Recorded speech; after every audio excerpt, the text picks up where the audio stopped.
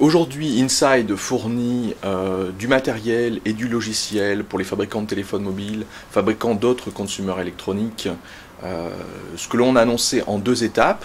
La première étape début février où on changeait la façon dont on licenciait notre software en passant sur une licence open source Apache venant d'une licence software propriétaire.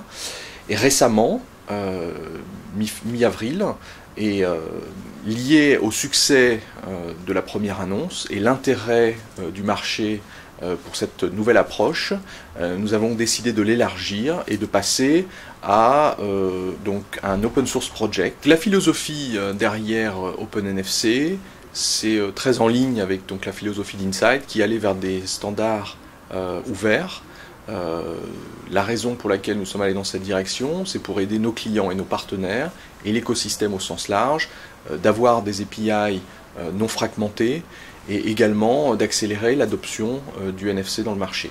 Pour être précis, il s'agit non seulement des API, c'est-à-dire la façon dont on peut accéder au software, mais également du code et des 250 000 lignes de code qui ont été développées dans les équipes OpenNFC d'Inside.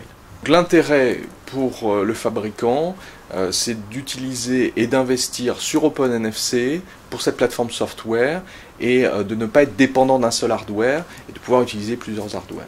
Depuis cette annonce, on peut dire qu'on a été en contact avec la plupart, pour ne pas dire tous les fabricants de téléphones mobiles.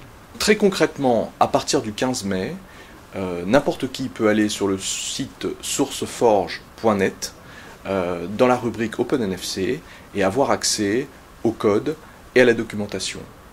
Dans 6 mois, on aura des outils à disposition des développeurs d'applications pour pouvoir développer des applications sur cette base d'OpenNFC.